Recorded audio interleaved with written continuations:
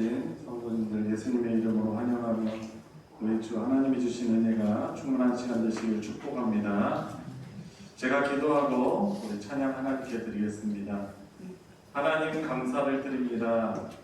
오늘도 저희들에게 생명의 날 주시고 무엇보다도 우리에게 영원한 생명을 주신 주님의 십자가의 은혜로 하나님의 자녀로 백성으로 살게 해주시니 감사합니다. 오늘 이 수요 저녁 하나님 아버지께만 온전히 드리는 시간으로 저희들 함께 모였습니다. 우리를 하나님 앞에 서게 하시는 주님의 십자가의 구열만을 의지하며 죄인인 저희들의 죄악을 고백하며 주님 앞에 눈이 거룩한 하나님의 자녀로 서길 원합니다. 이 시간 성령으로 임재하시는 우리 주님을 인식하고 믿으며 드리는 찬양을 통하여서 온 마음 정성을 다하여 주님께 고백하게 해주시고 찬양하는 가운데 하나님의 나라가 우리의 심령과 이 자리에 우리의 삶에 충만히 임하게 하여 주시고 하나님을 기쁘시게 하는 귀한 예배 되게 하여 주시옵소서. 아멘. 예배의 시종을 주님께 의탁드리며 우리 구주 예수 그리스도의 이름으로 기도드리옵나이다. 아멘. 아멘. 우리 성경 공부하기 전에 찬양을 하실 텐데 오늘 찬양의 그 주제는 바로 그겁니다. 예수님이 가장 귀하신 분이라는 그런 고백인데요. 같이 하길 원하십니까? 네. 우리 능력의 주님 예수 우리 첫 찬양 하나님께 드리도록 하겠습니다.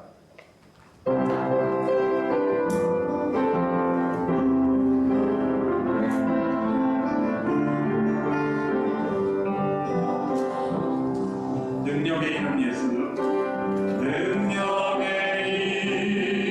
이름 예수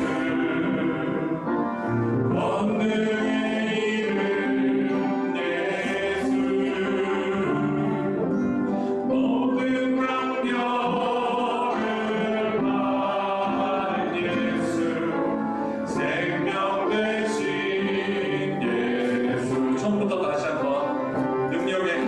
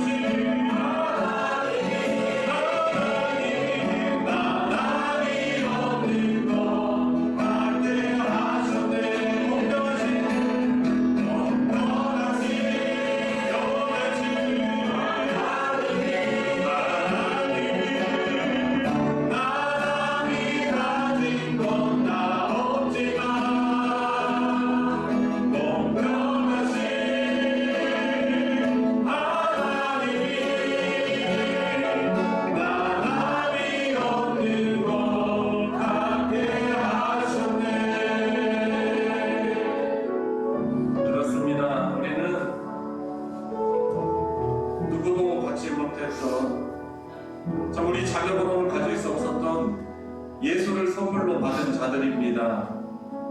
이처럼 가치 있고 영원한 그러한 선물이 어디 있겠습니까? 세상 살아가면서 가장 귀한 가치, 예수님으로 인하여 얻은 생명, 그 예수님을 나의 주님이라고 부를 수 있는 그 믿음의 은혜를 우리 평생에 누리게 하여 주시고, 오늘 특별히 나는 생명의 떡이니라는 주제를 가지고 오늘 성경 공부를 같이 하면서 예수님을 더욱더 알아가고 그분을 인하여서 기뻐하며 그분으로 인하여서 만족을 누리며 살아갈 수 있는 하늘의 부요함을 소유한 자들로 주님 세워지는 은혜가 있게 해주십시오. 성령의 감동이 있게 해주십시오. 인도하는 저를 위해서도 기도해 주시면 감사하겠습니다.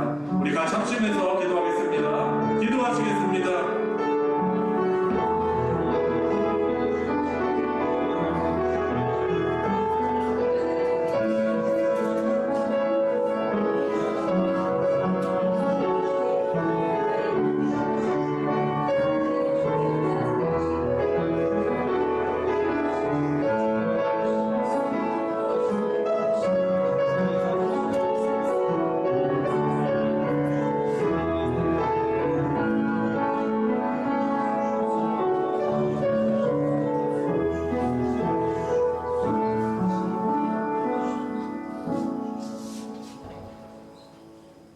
사랑의 하나님 아버지, 지난 3일 저희들의 삶을 지켜주시고 수요예배 자리에 참석해 하심을 감사드립니다. 지금 이 시간 저희들이 드려지는 이 예배가 형식적인 예배가 아닌 온 마음과 정성을 다하여 오직 주님께 드려지는 예배가 되게 하옵소서. 사랑의 주님, 저희들 죄로 인하여 죽을 수밖에 없는 죄인들입니다. 그럼에도 주님의 자녀 삼아주시고 저희들이 죄를 사하여 주신 그 크신 사랑을 본받아 겸손과 온유함과 인내함으로 살아가게 하시며 저희들의 삶이 나 혼자만의 삶이 아닌 주님의 뜻을 이루는 도구가 되게 하여 주옵소서. 가정에서, 일터에서, 교회와 이웃 가운데에서 그리스도의 향기를 드리는 자로 살아가게 하옵소서. 주님이 세워주신 우리 소망교회를 기억하시어 성령으로 충만한 공동체가 되게 하시며 모든 예배 가운데 살아계신 하나님의 역사가 나타나게 하소서. 우리 교회 안에 참된 사랑과 화평이 넘치게 하시고 모든 성도들이 한마음 한뜻으로 주님을 섬기게 하옵소서. 말씀의 능력이 선포되는 교회가 되게 하옵시고 찬양과 기도 속에 하늘 문이 열린 심령이 회복되며 변화되는 역사가 일어나게 하옵소서. 이 시간 말씀을 전하시는 목사님을 기억하시고 은혜의 은혜를 더하여 주시옵소서.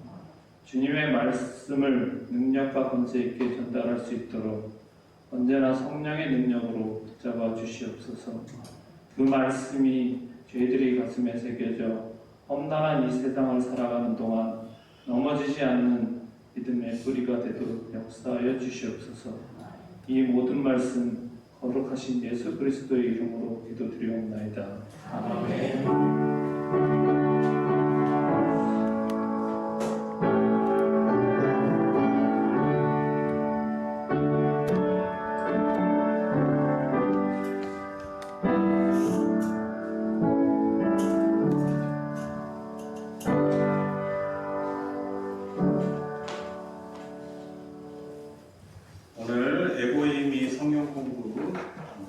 순서는 제2과입니다. 나는 생명의 떡이니 라는 이런 단원입니다.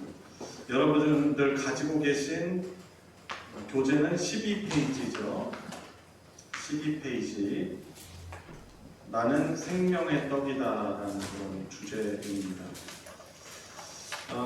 시작하면서 지난 저희 서론에 좀 배운 내용을 잠깐만 언급을 하겠습니다. 이제 복음서가 사복음서가 있잖아요. 뭐죠? 마태, 마가, 누가, 요한복음입니다. 그런데 이 마태, 마가, 이 누가복음을 공관복음이라고 해요. 이제 복음서를 나눌 때.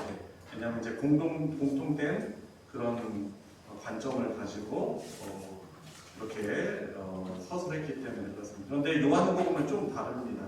요한복음은 이 다른 새 공관복음과 달리 좀 중요한 특징들이 있는데 뭐냐면 여기에는 예수님의 당신을 이렇게 나는 누구누구이다라는 그런 고백하신 이런 내용들이 아주 주된 내용으로 나와 있습니다. 그래서 이제 헬라어 원어로 나는 무엇무엇이다, 뭐 영어로는 I am이겠죠.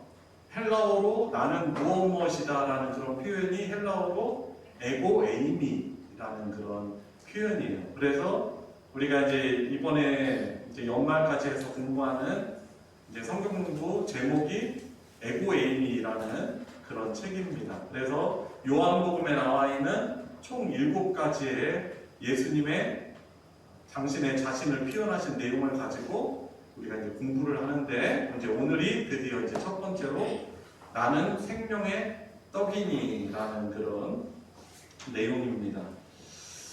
여러분 떡, 뭐 영어로는 뭐예요? 우리나라는 말로는 떡이지만 영어로는 빵이죠, 빵. 라이스 기간에 죄송합니다. 쌀을 영어로는 라이스고, 그러니까 밀을 가지고, 그러니까 끼니를 말하는 거예요.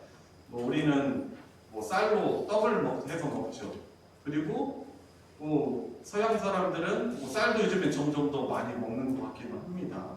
뭐 라이스 밀이 만나지더라고요. 근데 보통 이제 브레드라고 하죠. 그래서 이 빵, 뭐 혹은 떡, 뭐 말씀하신 쌀, 이것이 왜 중요해요? 우리 사람들에게 이것을 먹지 않고서는 우리가 생명을 유지할 수 없기 때문에 그런 것입니다. 이것이 얼마나 중요한지 하나님이 이 창세기를 통해서 천지창조의 그런 내용들을 보실 때 하나님이 에덴 동산에 우리 아담과 하와를 비롯해서 그 후손들, 거기에서 이제 누리게 될 후손들을 위해서 각종 채소, 여러 과일들을 먹을거리로 주십니다. 그게 분명히 나와 있어요. 그러니까 하나님이 우리 사람에게 있어서 이 육신의 생명을 유지할 수 있는 이 음식이라는 것을 얼마나 중요하게 생각하시고 또 그것을 사랑으로 선물로 주셨다는 걸 알 수 있어요. 예수님이 이제 공생의 기간을 보시면은 사람들은 막 자꾸 비난하거든요. 죄인들하고 뭐 창녀들하고 세리들하고 그리고 병들린 사람들하고 자꾸 어울린다고 사람들은 비난했지만 예수님이 그들과 함께 하시면서 하신 게 뭐냐면 같이 음식을 나누세요.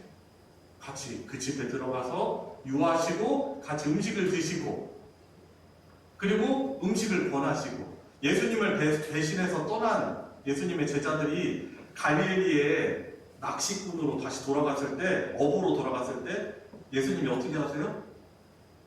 이 제자들이 밤새 고기를 못 잡고 이렇게 빈 배로 들어오는데 예수님이 그 뭇에서 조반을 딱 준비해 주셔요. 와서 먹으라. 밥 먹자 하시는 거예요. 여러분이 먹는 게 아주 중요한 거예요. 뭐 얼마나 중요하냐면 이게 우리에게 그냥 생명 유지 수단 정도의 의미는 아니고 우리 관계에 있어서 아주 중요한 의미이기 때문에 뭐 심지어 이런 말 있잖아요. 박사보다 밥사가 더 위라고. 따라해볼까요? 밥사. 아니, 뭐 농담처럼 들으시겠지만 여러분들 박사보다는 밥사가 되라고 하시는 거죠. 자꾸 먹자고 하세요. 우리 한 끼 우리 밥 좀 한번 먹어요. 여러분 오늘 오실 때도 인사하는 거 봤어요. 식사하셨어요? 그러고 오늘 인사하셨잖아요. 오시면서 만나가지고. 그 정도 이거 일례적으로 하는 말이 아니에요. 이거 하나님도 얼마나 중요하게 계시는 모릅니다. 그리고 주기도 그래서 알려주신 내용 보면은 일용할 양식을 구하라라고 말하고 있어요. Give us today our daily bread. 일용할 양식을 구하라고 필요를, 물론 거기에 필요라는 의미가 담겨 있지만은 그 정도로 양식이 얼마나 중요한 것을 우리 주님이 알고 계시는 것이죠. 자, 그런데 나는 바로 생명의 떡이다라고 우리 주님이 그렇게 당신을 직접적으로 이렇게 드러내시는 것을 보게 되는 것입니다. 자, 여는 이야기를 한번 읽어보시고 우리 본문을 같이 읽어보도록 하겠습니다. 오늘 성경 본문은 요한복음 6장 1절부터 51절까지입니다. 요한복음 6장 1절부터 51절까지 약간의 속도를 내서 교독해 보도록 하겠습니다. 저 먼저 읽겠습니다. 그 후에 예수께서 디베랴의 갈릴리 바다 건너편으로 가시매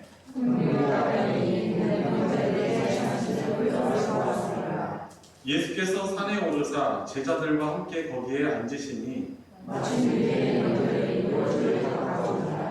예수께서 눈을 들어 큰 무리가 자기에게로 오는 것을 보시고 빌립에게 이르시되 우리가 어디서 떡을 사서 이 사람들을 먹이겠느냐 하시니 이렇게 말씀하시면 신이 어떻게 하실지를 아시고 빌립을 시험하자 하시니라. 빌립이 대답하되 각 사람으로 조금씩 받게 할지라도 200데나리온의 떡이 부족하리이다. 제자 중 하나 또 시몬 베드로의 형제의 안드레가 예수께 여짜오되 여기 한 아이가 있어 보리떡 5개와 물고기 2마리를 가지고 있나이다. 그러나 그것이 이 많은 사람에게 얼마나 되겠사옵나이까. 예수께서 이르시되 이 사람들과 함께하라 하시니 그곳에 잔디가 많으니라. 사람이 앉으니 수가 없었던 줄 되더라. 예수께서 떡을 가져 축사하신 후에 앉아있는 자들에게 나눠주시고 물고기도 그렇게 그들의 원대로 주시니라. 그들이 배부른 후에 예수께서 제자들에게 이르시되 남은 조각을 거두고 버리는 것이 없게하라 하시므로 이에 거두니 보리떡 5개로 먹고 남은 조각이 12바구니에 찼더라. 그 사람들이 예수께서 행하신 이 표적을 보고 말하되 이는 참으로 세상에 오실 그 선지자라 하더라. 그러므로 예수께서 그들이 와서 자기를 억지로 붙들어 임금으로 삼으려는 줄 아시고 다시 혼자 산으로 떠나가시니라.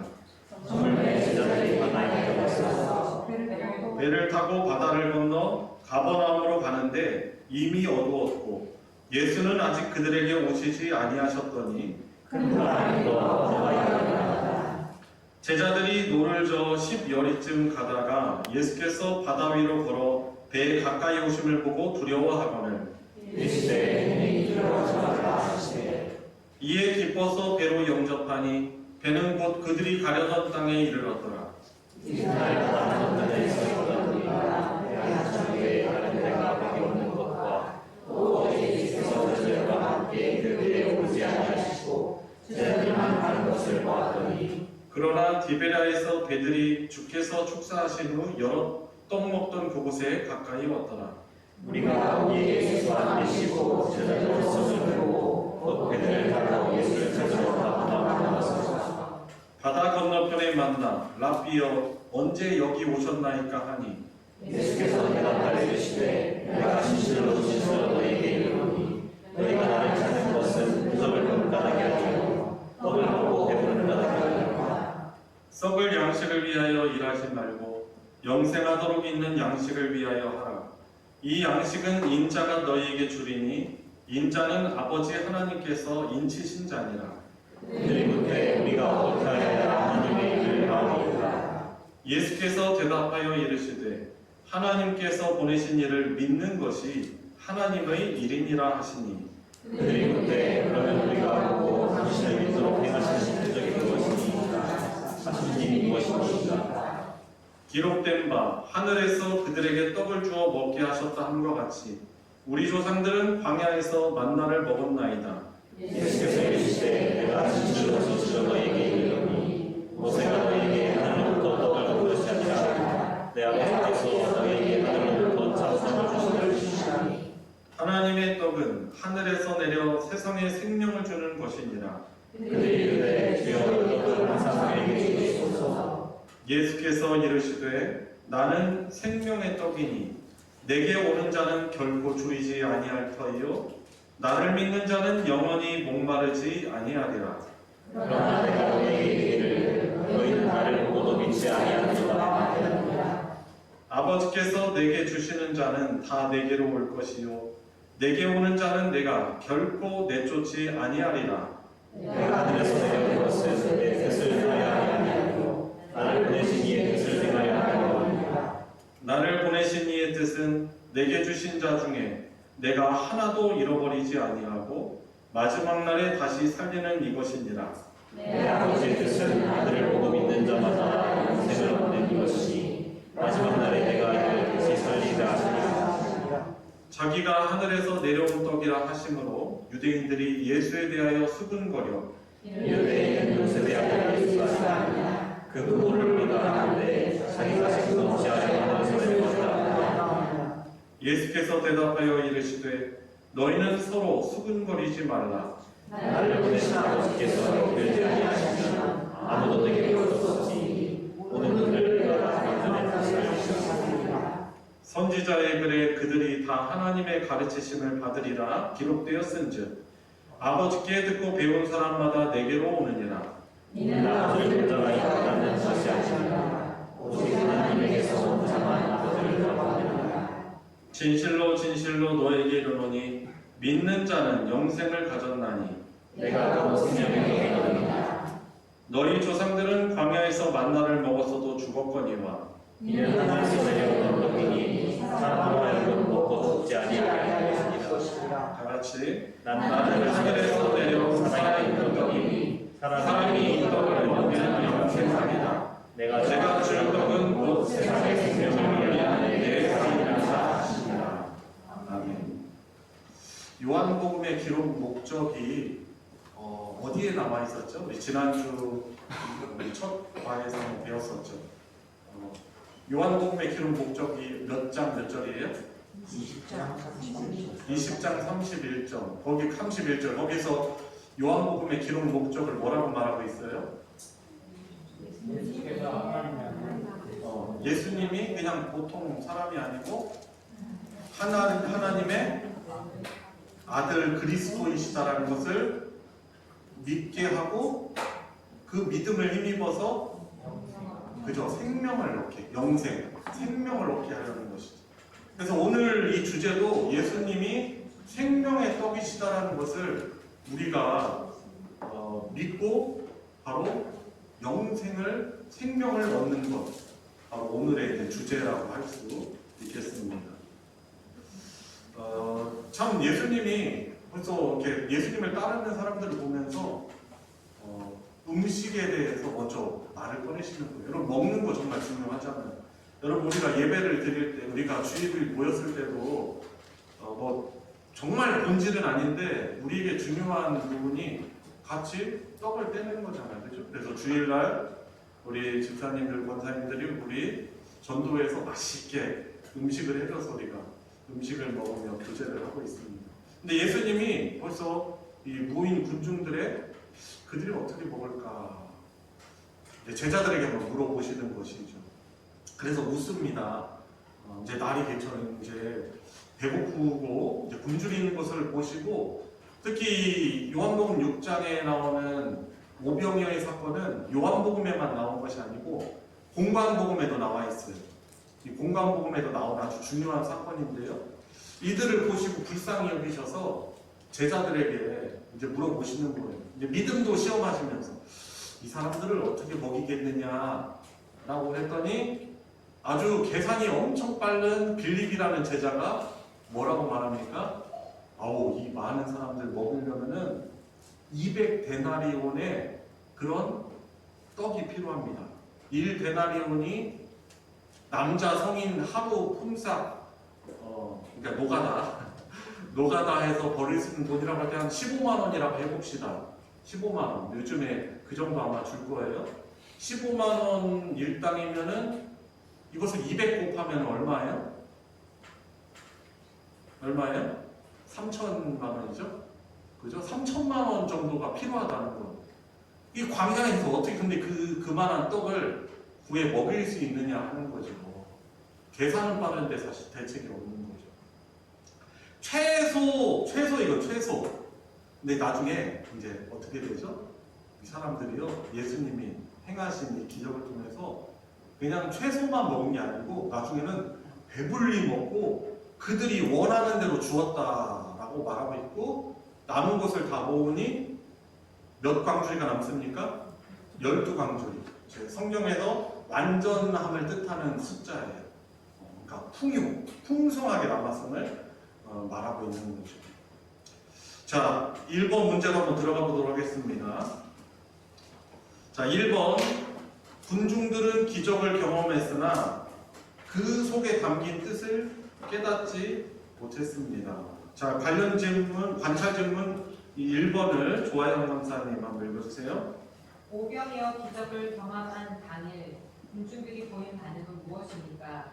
예수님은 어떻게 반응하셨습니까? 여기에서 두 가지 질문을 하는 거죠. 오병이어 기적을 경험한 그날 군중들이 보인 반응, 그리고 예수님에 대해서는 이 군중들의 반응에 어떻게 반응하셨는가 하는 두 가지 질문입니다. 자, 군중들의 행동, 반응은 무엇입니까? 14, 15절에 나와 있죠? 어떻게 반응합니까? 그죠? 행하신 표적, 뭐 기적도 아니고 표적이라고 어떤 사인이라고 말하고 있어요. 세상에 오실 선지자, 또 다른 말로 예언자라고 하면서 예수님의 그 반응을 통해서 이 사람들이 예수님을 누구 삼으려고, 무엇을 삼으려고 한 거예요? 임금, 왕 삼으려고 한 거예요. 와, 이 대단한 기적을 일으켰구나. 저 사람을 우리 왕을 삼아야 되겠다라고 합니다. 여러분, 기적과 표적의 차이를 구분하시죠? 표적은 바로 예수님이 하나님이시라는 걸 드러내는 기적을 표적, 사인이라고 하는 것입니다. 자, 예수님의 반응은 어떻습니까? 15절에 억지로 임금 삼으려는 줄 알고 어떻게 하시죠? 혼자 산으로 떠나가십니다. 그죠? 예수님은 그들이 예수님을 왕 삼으려는 그 동기가 바르지 않다라는 것을 너무나 잘 알고 있었습니다. 이들의 배를 채워줄 왕을 지금 찾고 있는 것이죠. 예수님은 물론 그들의 배를 채워주실 수 있는 분이에요. 그렇죠? 그런데 그런 왕을 찾는 것은 잘못된 것임을 알고 계시는 것이죠. 자, 관찰 질문 2번 박종호 장로님 읽어주세요. 오병이어 기적이 있날 군중들은 다시 몰려왔습니다. 예수님은 그들을 향해 무슨 말씀을 하셨습니까? 예, 6장 26절에 나와 있죠. 자, 군중들이 다시 몰려왔을 때 예수님이 그들을 향해 어떤 말씀을 하십니까? 너희가 나를 찾는 표적을 보고 어떤 일어나는 그 표적을 보는데 표적을 본 것, 하나님이심을 예수님이 하나님이시다라는 것을 본 것 때문이 아니라 무엇 때문에? 떡을 먹고 배부른 까닭이로다. 아니, 음식을 사실 너무나도 중요하게 여기시고 우리를 위해서 주시는 그분께서 어떻게 보면 돌직구를 날리는 거예요. 여러분, 돌직구를 우리가 함부로 날리면 안 되죠. 왜냐하면 우리는 완벽하지 않기 때문에 그래요. 근데 예수님은 정확하게 아시잖아요. 이 사람들이 어떤 동기를 가지고 예수님을 찾는지, 그리고 예수님보다는 무엇을 더 바라는 거예요? 그 떡, 빵, 라이스, 그 음식을 더 바란다는 것을 예수님은 아시는 거예요. 그래서 너희들이 표적, 내가 하나님의 아들이다라는 이 표적 자체의 본질을 알고선 예수님을 찾는 게 아니고 무엇 때문에 찾는 거예요? 예수님의 손에 있는 그 빵, 부스러기, 그것에 더 관심이 많다는 것을 아는 거죠. 참, 이것을 보면서 우리들은 어떤가 한번 좀 생각해 볼 수 있죠. 자, 그 아래 글 읽어보도록 하겠습니다. 우리 송태욱 권사님 읽어주세요.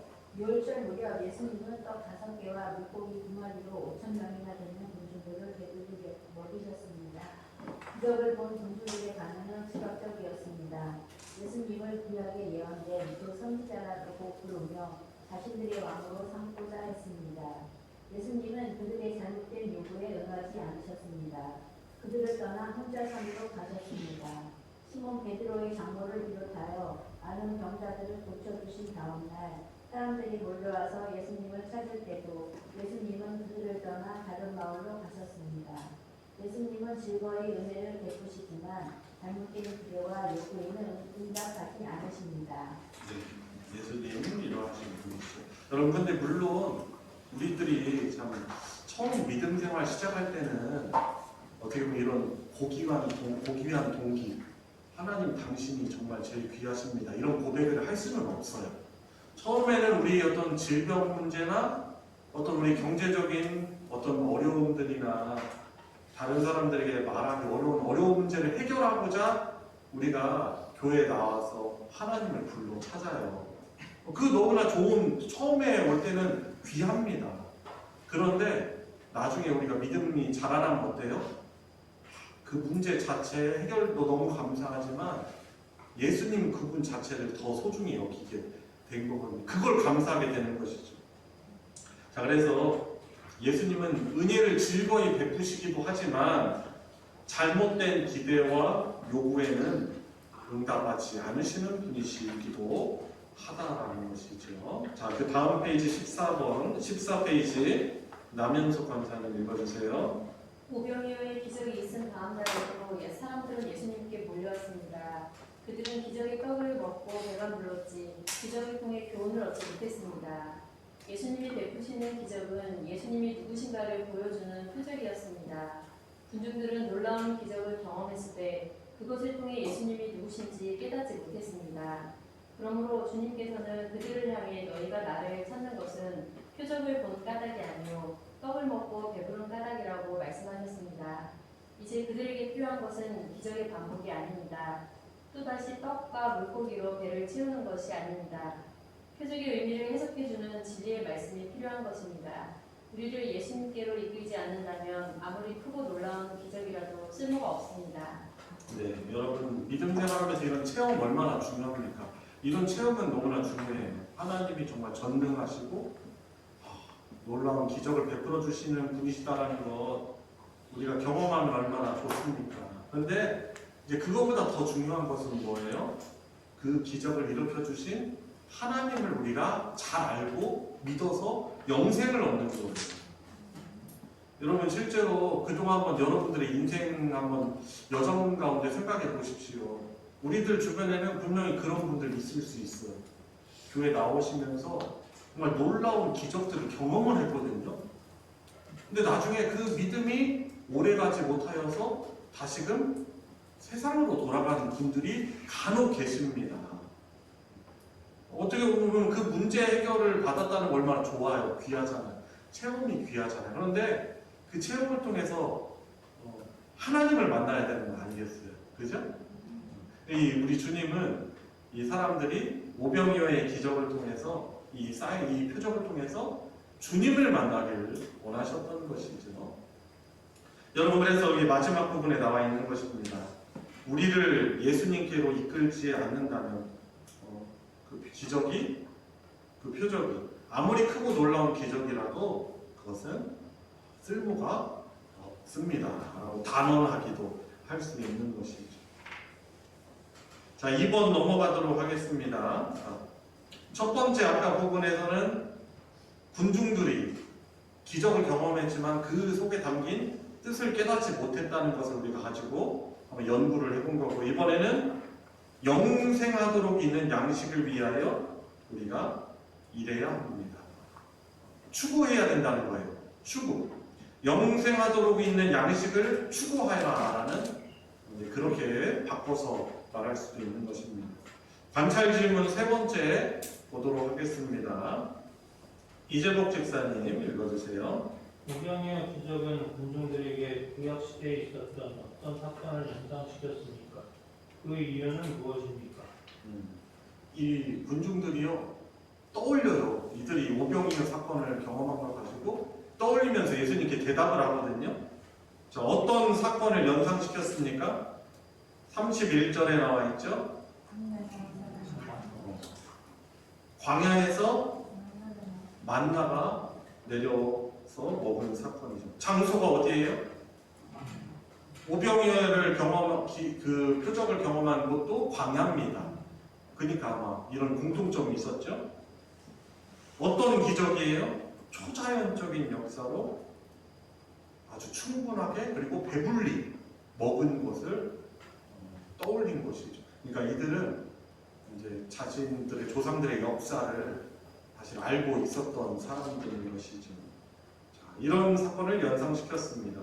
광야라는 공통점도 있었고 초자연적인 역사로 부족하지 않게 배불리 먹었다라는 것 공통점도 있습니다. 자, 관찰 질문 4번입니다. 유순자 권사님 문제 읽어주세요. 예수님은 어떤 양식을 위하여 일하라고 하셨습니까? 예, 예수님은 어떤 양식을 위하여 일하라고 하셨습니까?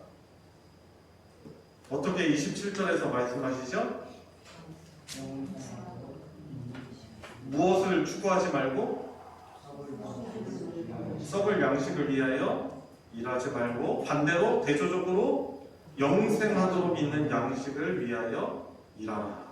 이것을 일한다라는 말 아까 말씀드린 대로 더 추구하라는 거죠. 영생을.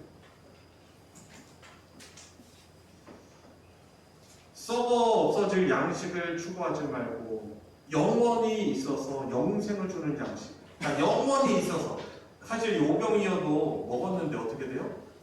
없어지죠. 하루면 없어지는 거예요. 그죠? 지나면 상하잖아요. 썩어질 거잖아요, 말 그대로. 그런데 대조적으로 뭘 추구하라고 말씀하시는 거예요? 영원히 있어서 영생을 주는 양식을 위하여 일하라 라고 말하고 있습니다. 바로 그 영원한 생명을 주는 양식이 무엇이죠? 예수 그리스도이신 것이죠. 자, 다음 한번 읽어보도록 하겠습니다. 영광 형제가 읽어주세요. 오병이어 기적은 하나님께서 만나를 내려주신 사건과 여러 가지 면에서 비슷합니다. 둘 다 광야에서 이루어진 일입니다. 초자연적인 능력으로 양식을 충분하게 공급받았습니다. 오병이어 기적을 구약의 만나와 연결시킨 군중들의 관찰은 틀리지 않습니다. 자신이 원하는 데서 멈춘 것이 문제입니다. 만나를 떠올렸다면 만나를 주신 이유로까지 나아가야 합니다. 40년 광야 생활을 마칠 즈음 하나님께서는 만나를 주신 이유에 대해 이렇게 말씀하셨습니다. 너를 낮추시며 너를 줄이게 하시며 또 너도 알지 못하며 내 조상들도 알지 못하던 만나를 내게 먹이신 것은 사람이 떡으로만 사는 것이 아니요 여호와의 입에서 나오는 모든 말씀으로 사는 줄을 내가 알게 하려 하심이니라. 이 말씀 어디에서 인용하시는 거죠? 그렇죠. 신명기에서 인용하셔서 마태복음에서도 마태복음 4장에서 예수님이 광야에서 줄이실 때 그죠? 사탄이 유혹할 때 이것을 가지고 인용해서 말씀하시는 거죠. 여러분, 이 사람들의 문제가 뭐예요? 관찰은 잘했어요. 광야에서 만나를 먹이신 그것을 떠올렸지만은 자신이 원하는 데에서 멈추고 만나를 주신 이유까지 더 나아가지 못했던 거예요. 그래서 어떻게 보면은 우리는 오병이어의 사건 그걸 통해서 우리 배를 채우시는 그런 분으로만 하는 것이 아니고 그분이 정말 누구시고 그게 은혜고 라는 것을까지 나아가야 하는 것입니다. 우리 다음 달라 김일태 장로님 읽어주세요. 하나님께서 광야에서 만나를 주신 이유는 떡을 위해 살게 하려는 것이 아니었습니다. 오히려 그 반대입니다. 눈에 보이는 떡이 아니라 하나님을 의지하며 살게 하려는 것이었습니다. 만나가 아니라 만나를 주신 하나님과 그분의 말씀을 믿고 살아가도록 하기 위함이었습니다. 그러나 군중들은 만나 사건에서 들었어야 할 하나님의 말씀을 놓친 채 눈에 보이는 떡만 추구하고 있습니다. 떡을 주신 분이 누구인가에는 관심이 없습니다. 예수님은 그들을 향해 떡을 양식을 위하여 일하지 말고 영생하도록 있는 양식을 위하여 하라고 하십니다. 참된 생명을 얻고자 한다면 삶의 방향이 바뀌어야 합니다. 육신의 결핍과 만족만을 위해 살아가는 데서 오히려 영생을 주는 양식을 추구해야 합니다. 그 양식은 다른 누구도 아닌 예수님께서 주십니다. 그러므로 예수님께 나와야 합니다. 예수님을 바르게 알고 믿어야 합니다. 오병이어 기적은 그것을 위한 표적입니다. 네. 자, 그래서 제가 이제 종종 말씀드리지만 우리가 어렸을 때 먹고 싶은 게 많잖아요. 그러면 이제 간혹 아빠나 엄마가 이제 퇴근하고 싶다가 이렇게 꾸러미를 사온다는 거예요. 맛있는 뭔가를. 그러면 어떻게 해요? 그걸 먹었는데 그걸 주는 엄마 아빠를 더 사랑해야 되는데 이제 그게 너무 맛있었던 나머지 그때 엄마 아빠가 가져왔던 엄마 아빠를 더 기다리는 게 아니고 그 손에 들린 그 맛있는 그 과자나 치킨이나 피자나 아니면 이런 것을 더 바라는 거예요. 더 소중한 건 부모님이잖아요. 그래서 이제 이 사람들이 예수님의 손에 들렸던 그런 오병이어보다는 예수님을 더 추구하고 사랑하고 그분을 안에 알고 믿는 데까지 나아가는데 그러지 못했던 것이죠. 자, 그래서 예수님이 이 요한복음 6장에서 당신께서 누구시다라는 것을 알려주십니다. 자, 그래서 세 번째로 예수님이 생명의 떡이시다라는 것입니다. 자, 5번 질문 이의영 집사님 읽어주세요. 이스라엘이 광야에서 먹었던 만나에 대해 예수님이 가르쳐 주신 교훈은 무엇입니까? 32절, 49절에 나와 있죠. 자, 광야에 있을 때 하늘로부터 내린 그 떡을 준 존재는 모세가 아니라 누가 주신 것이다라고 말씀하고 있죠? 그렇죠. 아버지께서, 하늘 아버지께서 주시는 것이죠. 그래서 참 떡을 주시는 분은 바로 성부 하나님이십니다. 우리가 지금은 하나님이 우리에게 베풀어 주신 일반 은총 가운데 우리가 뭐 직장도 다니고 뭐 급여도 받고 사업에서 수익도 얻고 그러잖아요. 근데 이 모든 것들이 다 하나님이 허락하시고 우리에게 공급해 주시는 것이다라는 것이죠. 근데 우리는 이제 이것을 주시는 분이 바로 하나님이시다라는 이 사실을 우리가 깨닫고 기억하고 있어야 하는 것이죠. 자, 질문 6번 고우자 권사님 읽어주세요. 자꾸만 떡을 달라고 요구하는 군중들에게 예수님은 무엇이라고 답변하십니까? 예수님은 자신을 무엇이라고 말씀하십니까? 무엇이라고 말씀하시죠? 내가 생명의 떡이다 라고, 내가 무엇이다 라고 에고에이미 표현을 써서 바로 생명의 떡이심을 직접적으로 드러내십니다. 이것이 이제 공관복음과는 다른 차이점인 것이죠. 그리고 33절에 보세요. 생명의 떡인데 어떤 떡이라고 말씀하시는 거예요? 그죠. 하나님의 떡은 하늘에서 내려 세상에 생명을 주는 것이다. 바로 예수님을 먹어야만, 예수님을 그 살점을 먹으라는 얘기 아니잖아요. 예수님을 우리가 영접하고 그분을 믿어 영접하라는 거죠. 그분과의 그런 관계를 가져야 되는 것이죠. 그래서 예수님이 우리가 살 수 있는 썩지 않을 생명의 떡임을 말씀하고 있는 것이죠. 여러분 보세요. 육신을 이렇게 생명을 유지하게 하는 떡을 먹었는데 영원한 생명을 살게 하는 생명의 떡이신 예수님을 영접하지 못하고 만나지 못한다는 건 얼마나 안타까운 일입니까? 그렇죠? 자, 그 다음 읽어보도록 하겠습니다. 최희영 집사님 읽어주세요. 예수님은 사람들의 관심이 떡에서 예수님께로 옮겨지길 원하셨습니다. 예수님을 믿는 것이 하나님의 일이라고 분명하게 말씀하셨습니다. 그러나 그들은 다시 교묘하게 방향을 틀어 떡을 요구했습니다. 예수님은 광야에서 먹었던 만나를 올바르게 이해하도록 설명해 주셨습니다. 광야에서 조상들이 먹은 만나는 본래 모세가 준 것이 아니라 하나님께서 주신 것이요 하나님께서 장차 주신 참떡의 모형에 불과하다고 하셨습니다. 이제 하나님께서 생명을 주는 참떡을 주실 것입니다. 모세를 통해 광야에서 주셨던 만나를 먹은 조상들은 죽었으나 하나님께서 주시는 참떡을 먹는 사람은 죽지 않을 것입니다. 그래서 우리 주님이 예수님을 먹은 자들은 마지막 날에 다시 살리리라.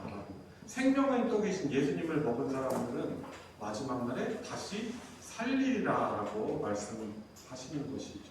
그리고 우리가 믿는 자로서 하나님이 기뻐하시는 일이 어떤 일이라고 29절에 말하고 있죠. 29절 보세요. 자, 어떤 것이 하나님의 일입니까? 같이 읽어볼까요? 예수께서 대답하여 이르시되 하나님께서 보내신 일을 믿는 것이 하나님의 일이니라 하시니. 그렇죠? 우리가 일을 하면서 살아가요. 그런데 제일 중요한 일은 뭐예요? 하나님이 보내신 바로 예수를 잘 믿는 것이 그것이 하나님의 일입니다.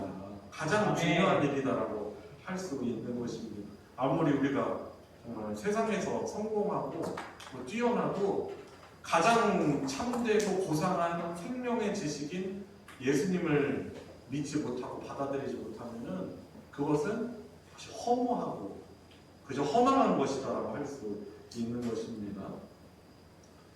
자, 다음 한번 읽어보도록 하겠습니다. 최정임 성도님 읽어주세요.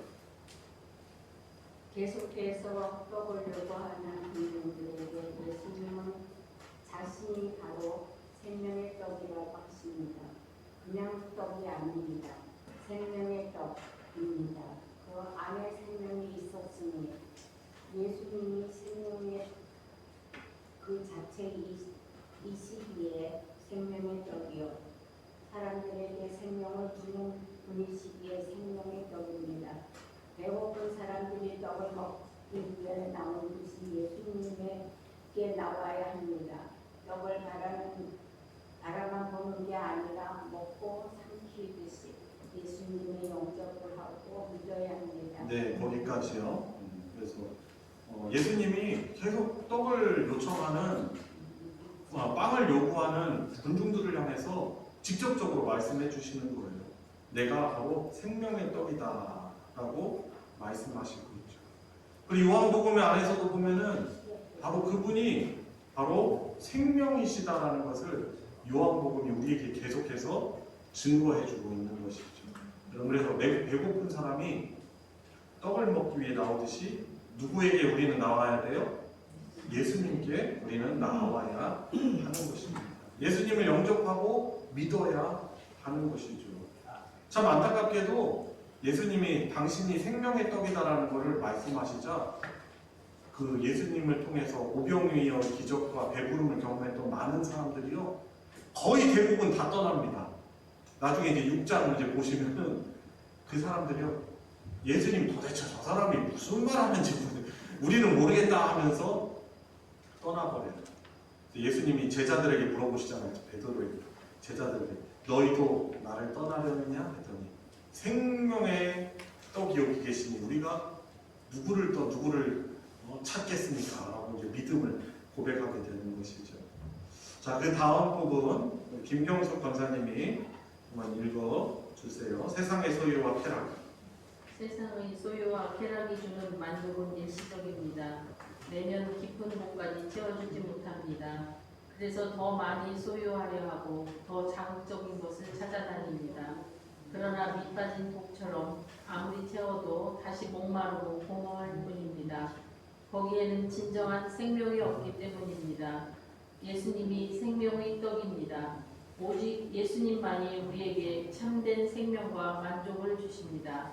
생명의 떡이신 예수님을 믿을 때 영생을 얻습니다. 예수님 안에 있는 영혼은 결코 줄이지 않을 것이며 영원히 목마르지 않을 것입니다. 그래서 참 우리가 살다 보면은 당연히 물질이 필요하죠. 음식이 필요하고.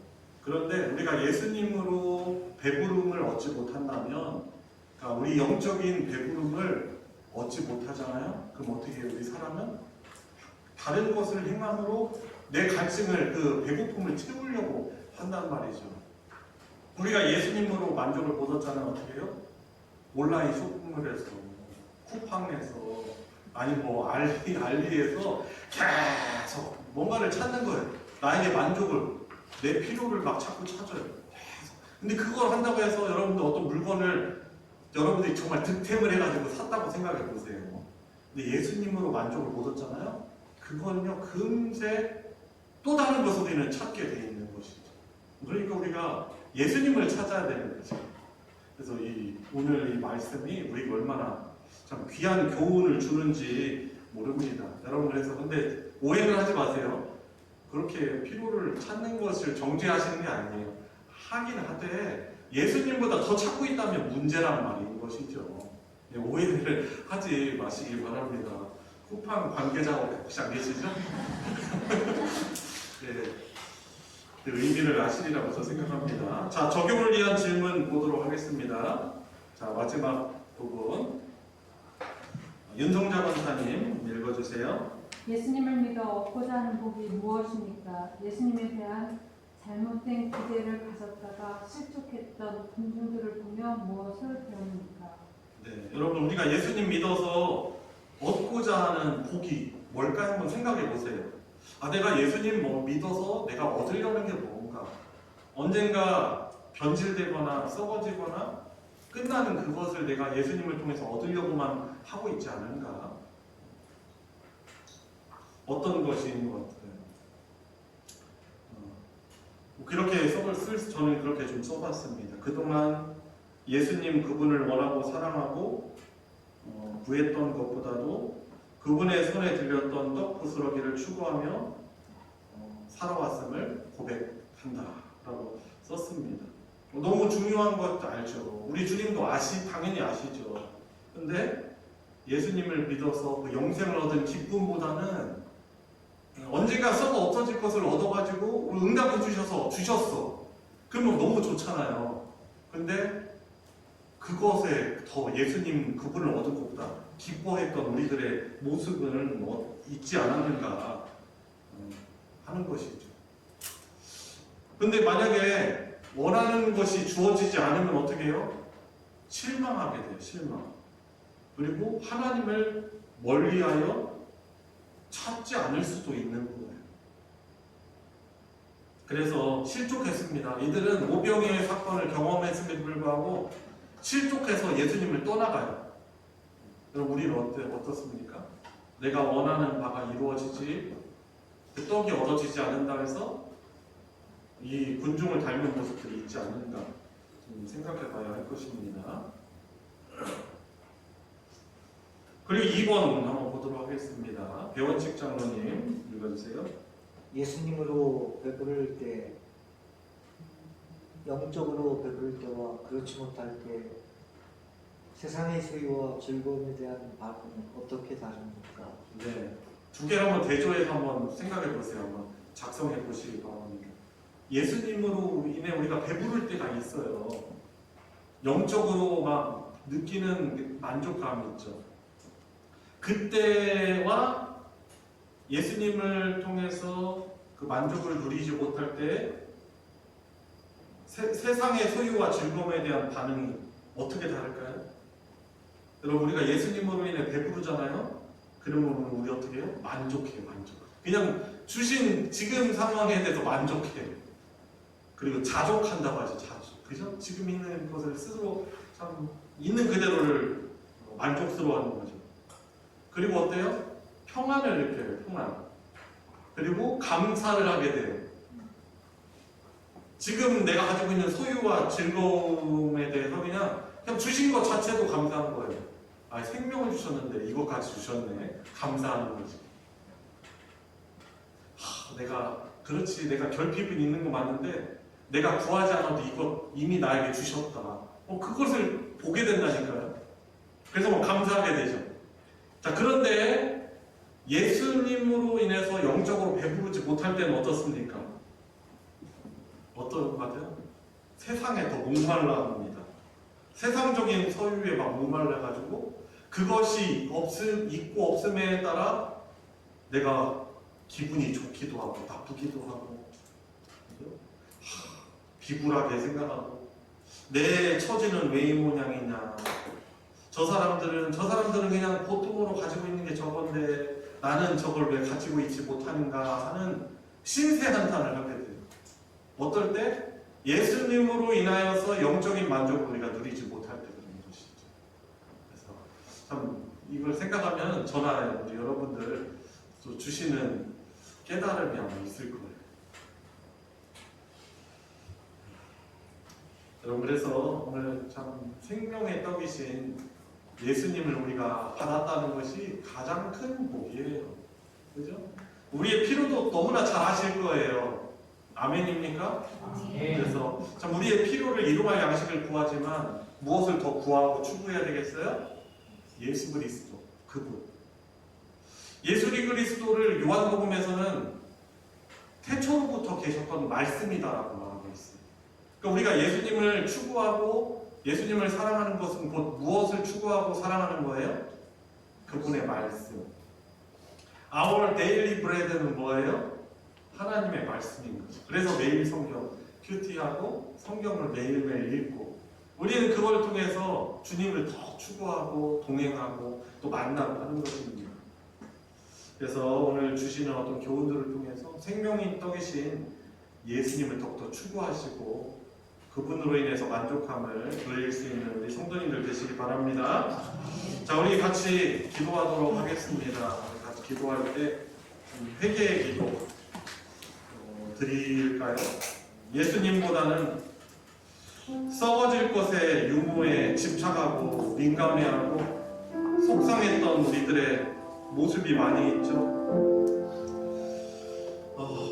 부족함 없는 공급함을 누리고 있음에도 감사하지 못했던 우리들의 모습을 하나님께 우리가 회개합시다. 그리고 간구합시다. 예수님을 더욱더 사모하게 해주십시오.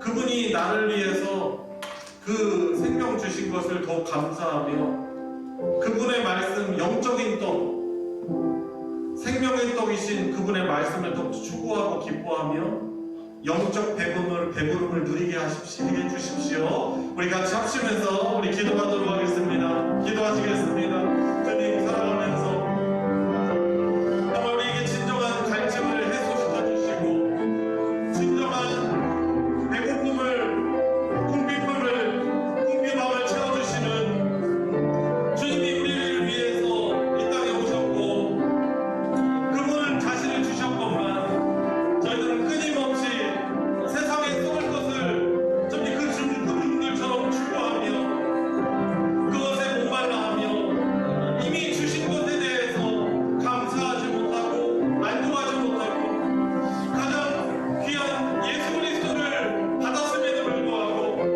주님 그것으로 인해서 만족해하고 주님 부유함을 누리지 못하는 우리들의 모습을 주님 앞에 고백합니다. 저희 모습을 고백합니다. 주님 용서해 주시고 주님 축복하여 주시옵소서. 주님 그 주님의 말씀으로 더욱더 만족을 누리게 하여 주시옵소서. 주님 다른 어떤 것보다도 나의 실제적인 일상에 주의 말씀이 중심이 되게 해주십시오. 함께 하시는 주님의 영이신 성령님과 기도하며 교제하고 주님으로 인해서 만족감 누리며 자족하고 감사하는 그런 삶을 살아갈 수 있도록 주님 은혜 베풀어 주시길 바랍니다. 우리 계속해서 기도할 때 여러분들 개인에 가지고 오신 기도 제목을 가지고 기도합시다. 어떤 결핍이 있습니까? 어떤 어려움이 있습니까? 그 어려움 해결을 통해서 해결 자체에 만족하는 것이 아니고 주님 도와주시고 주님 역사해 주셔서 하나님의 손길을 경험하게 해주십시오. 하나님을 우리 주님을 우리 주 예수님을 새롭게 만나게 해주시는 계기가 되게 해주시고 하나님을 찬양하는 그런 계기가 되게 해주십시오. 여러분들 가지고 있는 개인의 기도 제목 이 시간 짧은 시간이지만 우리 같이 기도하도록 하겠습니다. 하나님 아버지 저의 부분을 너무나 잘 아시는 주님 주님께서 아침을 더 잘 아실 줄 믿습니다. 주님 어루만져 주시옵소서. 주님 되어 주시옵소서. 주님 깨끗게 하여 주시옵소서. 주님 치유받게 하여 주시옵소서. 우리 주님을 닮아 거룩하게 하여 주시옵소서.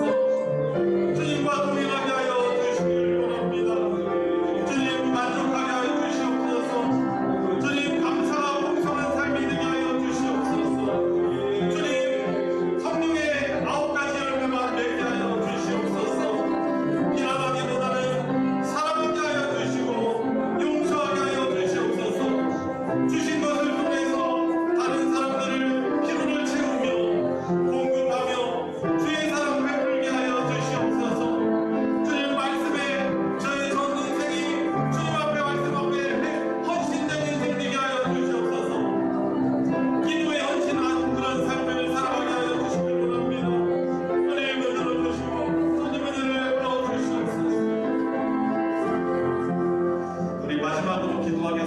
기도합니다. 우리 교회 공동체를 위해서 기도합시다.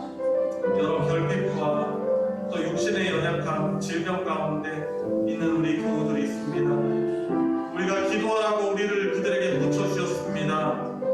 하나님 사랑으로 보듬어 주십시오. 성령 하나님 우리와 함께 우리 교회 공동체와 함께 해주시는 줄 믿습니다. 그 육신적인 어려움 깨끗게 해주시고 자유케 해주시고 주님 그 영적인 그 갈급함을 채워주시고 감사로 바꿔주십시오. 주님 탄식을 변하게 하셔서 주님 회복과 기쁨의 찬양을 부르는 우리 그 집사님, 우리 권사님, 주님 우리 교회 공동체 되게 해주십시오. 우리 그 아픔을 생각하면서 마지막으로 합심해서 기도하도록 하겠습니다. 하나님 아버지, 주님 아시죠? 주님 저희 힘으로는 주님 의사의 능력으로 할 수 없는 그런 영역에 몸을 드립니다. 주님께서 아시는 줄 믿습니다. 주님이 우리 그 아픔을 공감하여 주시는 줄 믿습니다. 저희들도 하나님의 마음을 가지고 위하여 기도하오니 주님 간절히 구하오니 주님 치유하여 주시옵소서. 건강을 잘 회복하게 하여 주시옵소서. 주님 영적으로 주님 만족감을 누리게 하여 주시고 주님 탄식과 슬픔 변하여 기쁨의 찬양 되게 하여 주시옵소서. 성도들이 감격하게 하여 주시옵소서. 하나님이 함께 하심을 주님 보고 경험하는 우리가 되게 하여 주시옵시고 간증거리가 넘쳐나게 하여 주시옵고 무엇보다도 하나님을 만나게 하여 주시옵소서. 사랑하는 주님을 만나게 하여 주시옵소서. 은혜의 역사를 주시고 주님 하나님 아버지, 육신적으로는 피곤한 저녁이지만 또 뜻을 정하여 모여 하나님을 예배하고 함께 말씀을 공부하게 하심으로 주님 다시금 저희들의 마음이 저희들의 시선이 우리 주 예수님을 향할 수 있도록 해주시니 주님 감사를 드립니다. 아멘. 주님 죄악이 가득하고 하나님을 부정하는 세상 속에서 살아가다 보면 저희들도 주님 쉽게 세속화되고 주님 견질되고 우리의 믿음도 쉽게 떨어지는 것을 경험합니다. 그럼에도 불구하고 저희들을 참된 주님의 백성 대전소망교회 공동체로 불러주셔서 주의 말씀에 다시금 우리의 관심을 기울이게 해주시니 주님 감사합니다. 여러 어려움들을 이겨내야 되는 우리 인생의 여정 가운데 우리 주님의 놀라운 도움과 치유의 손길로 채워주심의 역사로 해결해 주심의 놀라운 주님 역사로 우리 하나님을 경험하게 하여 주시옵소서. 문제 해결 그것에 머무르는 것이 아니고 그것을 해결해 주신 우리 주 예수님을 만나고 우리 주님을 더욱더 신뢰하고 주님을 더욱더 사랑할 수 있는 그런 인생으로 살아가게 하여 주시고 우리 사랑하는 성도들의 가정에 하나님이 함께 해주심에 복된 간증이 풍성히 넘쳐나게 해주시고 아멘. 오늘 이 중보의 시간 함께 기도한 이 기도의 제목들이 주님께 상달된 줄 믿습니다. 놀라운 역사로 응답하여 주셔서 주님 아름답고 복된 간증이 우리 성도들의 삶의 가정에 풍성케 하여 주시옵소서. 우리 구주 예수 그리스도의 이름으로 기도드리옵나이다. 아멘. 주기도로 예배 마치겠습니다. 하늘에 계신 우리 아버지여, 이름이 거룩히 여김을 받으시오며 나라가 임하시오며 뜻이 하늘에서 이루어진 것 같이 땅에서도 이루어지이다. 오늘 우리에게 일용할 양식을 주시옵고 우리가 우리에게 죄진 자를 사하여 준 것 같이 우리 죄를 사하여 주시옵고 우리를 시험에 들게 하지 마시옵고 다만 악에서 구하시옵소서. 나라와 권세와 영광이 아버지께 영원히 있사옵나이다. 아멘.